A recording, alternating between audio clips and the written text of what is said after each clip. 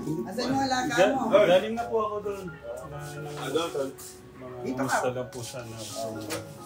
Okay, kagabi. Pinatawag ko kagabi. Yan po. Napainom mo ba ka? Kinuha ba na may gamot dito? Tinago ko na nga rito. Ito, tinago ko na. Dito kasi dito. Nawala. Ano ka, gamot? Eh di, wala. Kinuha raw niya, Hindi ko man alam kasi wala akong nung gabi rito. Pero tawag ko. Pinero ko rito, kinuha ko yung gamot. Pang 5 days na daw po kagabi. So, binilang ko nga. Ba't lilima pa lang yung baka. Lima bawas. Lima pa ito. Ilan to sa puso po ito. Pero maganda po yung aura niya. Ayun, Thank you po sa sabi ni Kit bumiro siya ng grocery daw siya, parang pinadala sa atasan ng pera ng girlfriend ba niya? Parang naawa sa kapatid niya. Mag-grocery siya. Nakita ko nga po Pinagmalaki po niya. Tingnan niyo, pagka yung gano'n, masaya siya na pinagmalaki sa akin yung binili ko ng kapatid. Oo, yun sinasabi niya. Kumbaga, nagdulot din ng saya yung gano'n. Parang kumakain siya kagabi, kahapon. Pinatawag ko, sabi ng tanod. Kumakain na ikaw ito. Parang siguro, nagduto siguro. Yeah. So far, so good. Kagaling ka na ron. Yung sabi ni Kirby. Tinanong-tanong ko naman po sa kung ano po yung nangyayari. Maganda ba yung nagiging ano ba to? Kumbaga natutuwa din po siya na yung pag yung sa gamot po na kayo yung nagpapainom. Oo, kaya mamaya ako, pag wala, pinapatawag ko. Yun yung masasarap yun. Matagal to pang 90 days ata ito. So 3 months po Ay, na. dito pala, Hindi, okay lang po ito. Ay, ko resibo sa akin na lang po yung resibo. Resibo mo. Reseta ho pala. Resibo. Nabi ko kasi baka mamaya ka. Thank you po. Dari, okay naman yung sakto naman. Bali yung gamot siya. 100 yata. May 90 lang tayo nabili, parang gano'n. 90 lang. Pagka naubos, bibilang ko na lang po siya ulit. Ay, hindi na kapacheck up? Hindi po. Pagka po binigyan siya ng, ano po ba, kada pinababalik po ba ng after 1 month? Hindi naman. Kasi good for 3 months din. Ano po? Siguro after 3 months. 3 months. After 3 months, siguro pag uubos ng gamot, siguro tsaka babalik. Para kung okay naman, ewan ko, babalik pa. Pero kung okay naman siya, baka di na kailangan bumalik. Pero mas maganda rin siguro yung... Pero gusto ko lang pong alamin ka, kumusta po yung 5 days po na pagpapainom po niya ng gamot? Okay naman. Okay naman. Uminom naman sa paganda dito. Pagka yung yung nakita niyo sa 5 days sa kanya, kumusta naman po? Okay naman, gano'n pa rin naman siya. Normal na siya. Nakapagsilausap pa naman. Nakapag-response naman siya ng maayos. Yung nga po, nakita namin, naglinis po siya, nagdamo po sa likod. Ang ganda nga po ng Siguro, tumatalab po yung gamot na, nakakatulog na po siya ng mas maayos. Kasi gumanda, parang gamot ka rito, Ano po yan? Aantokin mo talaga siya dyan. Papatulog talaga. Gamot ka talaga. Ito. Ayan po, katekram. Anti-psychotic. Parang paano siguro? Pampatanggal din po siguro ng stress. Kung ano-ano man po sa isip, papatulog na rin. Tinago ko na rito. Dinalalaw doon minsan Ba't po kaya kinuha ng walang pasabi? Hindi ko alam Noong una, kinukuha na nga nung isang araw. Pero nung kinuha niya, dito ako. Kukunin na lang daw niya. Sila na daw inom. Hindi ka ako. Dito, punta ka dito ka inom. Siguro nung wala ako, mapupunta rito, baka wala ako nun. Dito lang kasi. Siguro, kinuha. Nangalap ko nga nung kahapon. Hindi ako wala. Dito, kinuha ka. May sabi siya, kinuha ka. Baka sila daw ka. Hindi ka ako. Pero tawag ko. Dito ko, pinadila ko yung gamot. Pinainom ko. O kalatapos natin kumain nun. Pinainom ko ng gamot. Papatawag kita pagka every 6. 6 p.m. Nadalaw lang ako dito katekram dahil gusto kong pasalamatan ulit si Cap sa kanyang pagmamahal at malasakit sa ating Kuya Kevin. Maraming salamat po ulit. Thank you po sa inyong wala naman yun. Basta pagmamahal. tutulong natin si Kerwin, tutulungan natin yan. Hindi, malaking tulong po yung malaking tulong po yung kayo talaga yung magpapainom. Siyempre parang parang kung di mo niya iniinom. Kasi nandun na rin yung takot. Parang maobligasyon uminom talaga. Kasi kailangan naman talaga niya. Kasi pag di siya inom ng gamot, babalik sa dati yung sakit niya. Di ba? Hindi siya magagamot. Dahil gamot lang naman ang problema niya. Basta continuous lang yung maintenance niya, magiging normal naman siya. Normal niya. Ganun lang naman talaga. Hindi naman ganun kalala yung sakit niya para ma-admit niya sa institution. Pero, inom siya gamot din, 3 months. Kaya mag-normal na yan. Pagka tuloy-tuloy yung gano'n. Tsaka yung hindi nagugutom. Kasi nga, makapag kami siya, dati nagugutom, baka hindi kumakain. Ayun yung problema. Ikaw man, kahit naman tayo, hindi ka kumakain sa oras at nalilipasan ka lang gutom palagi. Minsan araw-araw. Ba't di ka mali? Minsan nga po, Kap, di ba yung isang oras lang, parang medyo diba? Nalipasan ka gutom ka, di ba? Isang beses ka lang. Ayun pang isang araw kang di kakain. Malaki epekto mo. Pero natutuwa po ako, Kap, yung yung naramdaman niyo yung concern at love ni Kuya Kate. Itong binilan niya ng groceries. Malaking impact po yun Yung naramdaman, kasi malaki niya sa akin Baka gusto mong tignan yung rep namin, tsaka yung pinag-grocery daw po nilang ng kuya daw po. Pumunta nga si Kate dito, hapon. Parang nag-reklamo nga. Bakit to? Parang nag-aaway sila. Parang gano'n lang dito, kaya pumunta rito. Kaya nalaman ko nung hanap ko yung gamot wala rito. Parang nag-aaway, parang hindi magkasundo, magtatalo. Saan po kaya? Hindi ko na, magkatalo na siguro. Pinapakain. Parang ayaw kumain yata. Pagbuto kayo ka, kung anong sumunod kayo, maraming pagkain.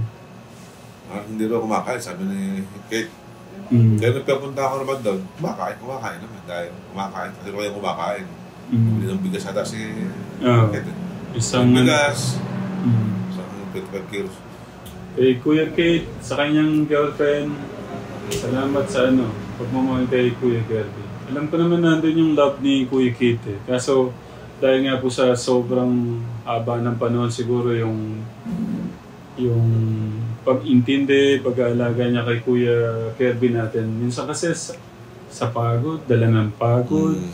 Iniisip mo yung araw-araw na alam mo kumita para makakain ka. Tapos ganun yung... Lalagyan mo sa bahay. Medyo... Naiintindihan ko naman po siya. Pero nandun po yung love ni Kuya.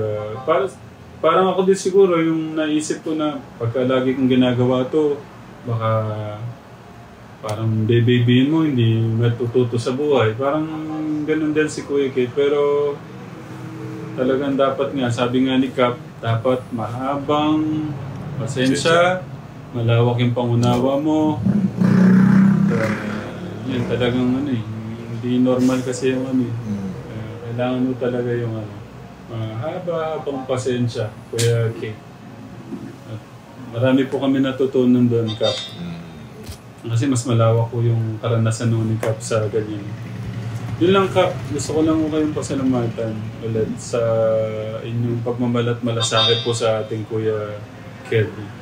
Thank you po ulit, ha. Ano lang po. Kasi dinaanan na rin namin, galing po kami ng Kabanatuan. Thank you po. Thank you.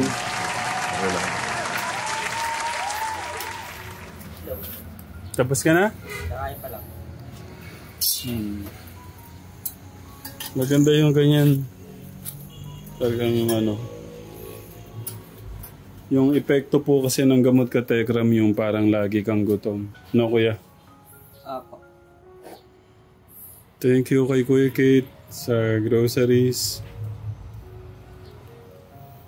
Thank you po. Thank you very much. Pinadala yata ng girlfriend niya yan. Ano nga pangalan ng girlfriend niya? Naalala mo ba yung pangalan ng girlfriend niya?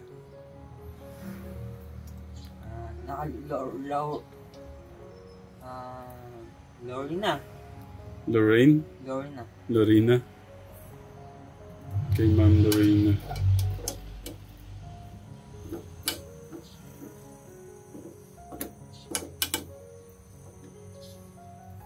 Good boy ka pala, sabi ni Ka. Apo.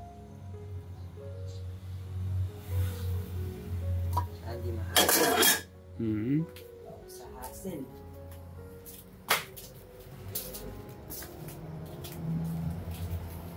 Papangal ng hassle. Bumili ako ng buko juice, kuya. Ay, thank you po. Hinihintay lang natin. Opo. Yung bill, dumating na yung ano? Binayaran po pala ni Kuya.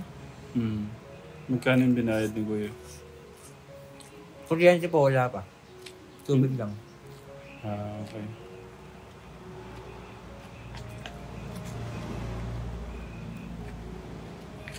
Sumunod ka kasi sa kuya nyo. Huwag kang maging mapagmataas sa kuya mo. Kasi kung meron ka pagmamataas sa kuya mo, hindi maganda yun. Tama ba? Tama o tama? Sabi ko nga ba.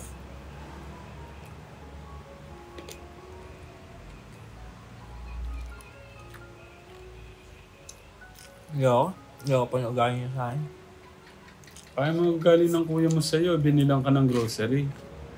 Hindi lang. O bigyan mo ako ng dahilan. Isang dahilan, bakit tayo mo sa ugali ng kuya mo? Yun po siya pinapano sa buhay niya. Kasi hindi mag-o-okay yung buhay niyo kung meron kang ganyan.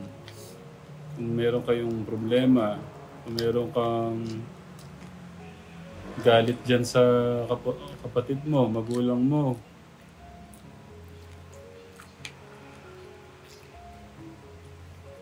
Hindi umaayos yung buhay ng isang tao, ng isang pamilya, pagka merong isang gulo. Panay po ang arte sa akin.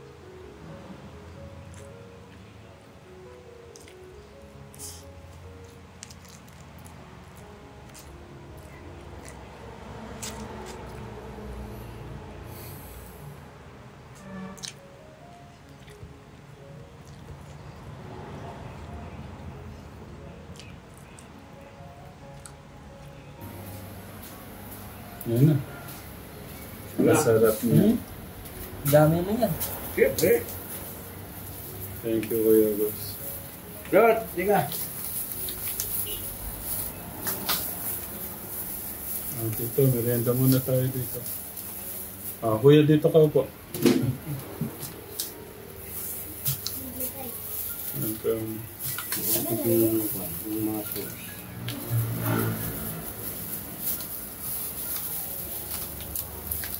Napunta.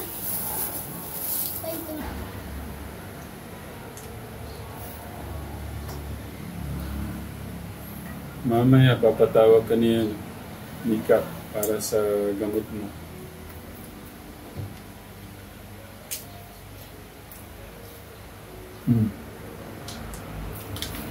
Oh no. Galing. Baka mapagod ka na.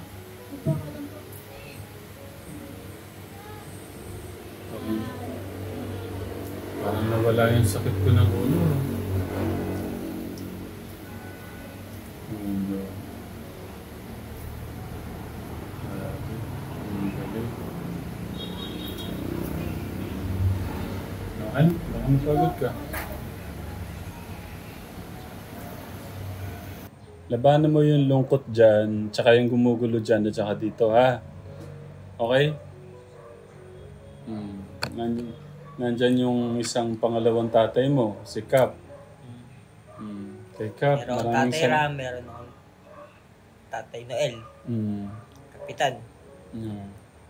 Tsaka si Kuya Kapitan Kate mo. Noel. Tsaka si Kuya Kate mo. Siyempre, number one sa lahat, Kuya Kate mo. Number one pala si God. Kuya mo, Kap Noel. Iyabol ko pa kasi sa tutor ito eh. Saan po siya mag-tutor? Doon sa amin. Pakilala ko kay teacher para simula na siya bukas. Meron po tutorial. Si Ma'am Rose. Ang ganda ni Ma'am Rose. Teacher po ba siya? Oo. Teacher saan? Ang ganda. Teacher na po siya, teacher na. Dapat nakapag-tutor po. Kinuha ko. Para tagaturo ng mga bata. Ilan po yung tuturuan niya? Tutor. Albert, Angelo, Angela, Angel, Abby. 5. Pang-anim siya. Ang dami. Okay.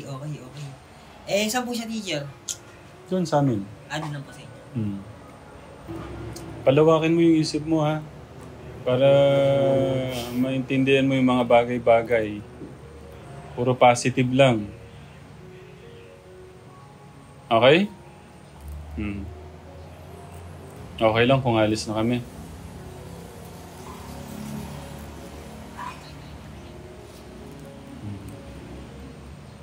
Nga po, ingat po kayo. Maraming salamat po sa inyo. Parang may sama ka ng loob. Alis kami. Hindi. Masaya nga ako eh. May nakakalala po sa akin. Alam ko na. Ha? Alam ko na po. Nandito ka, Bin. Si Melvin tuloy na sabi ko. Nandito ka, Kuya Kirby. Sige po. Yan sabi ni Kuya August kanina. Ano sabi mo kanina, Kuya August? Ayun, yun po. Masaya po ako doon. Maraming salamat po sa inyo. I love you too po. Maraming salamat po. Andaan mo na, dito lang kami ha. Apa. Mahal na mahal din kita. Okay. Nandito ka lagi, oh. Thank you po. Thank you. Dito, oh. Buksan mo yung puso ko para makita mo yung pangalan mo doon. Oh. Kuha ka ng kutsilyo. Kutsilyo o itak. Ano mo? Ano, okay lang. Oo. 1 month, ha? Apa. Umaasa ko, 1 month. Para hindi ako masyadong pagod sa paggawa doon. Apa. Promise. Ano palang gusto mong sabihin sa kanila, sa mga katekram, na nagbigay sa'yo ng... May mga nagpaabot to kasi katekram, may mga nagpaabot noon na gusto ayusin tong bahay, bilan ng gamit, ganon. Sabi ko, ako na doon, ibigay ko na lang kay Kuya Kirby yung pong mga pinaabot nyo. Gusto ko nga ako kasi meron siya, especially siya, meron siyang parang, kumari, pambili ng gamot, ganyan. Kaya inipon ko po yan, hindi ko talaga ginalaw. Kaya pasalamatan mo sila. Maraming salamat po sa inyo. Sabi binigay niyo po, inabot niyo po tulong para sa amin po. Maraming salamat po, na-appreciate ko po yan na ako po ang nakakaalam nun para po sa pamilya po namin na meron po yung inabot na tulong para po sa amin. Maraming salamat po sa inyo. Pero gusto ni Tita... Alin po yun? Gusto ni Tita pagkanta mo daw. Ayun, Ay, gusto sa amin. Di ko kabisado eh. Kung hindi, babawiin daw niya yung... Nako, ala. Pagkanta mo na, maiksi lang. Diyos, Tingin ka doon. ikaw ang tunay na dakila sa mundo. Diyos, ikaw ang tunay na dakila sa mundo. Ikaw ang haring nagmahal ng tulad ko. Ginawa mong lahat, pag-ibig mo ay tapat at wagas. Sa lahat ng panahon, Diyos ka sa amin. Sa lahat ng oras, nariyan para sa amin. Panginoong Jesus, papurihin ka. Dakilain ka sa buhay ko, aming Ama. Thank you po. Maraming salamat sa inyo po. Very much. Thank you. Thank you.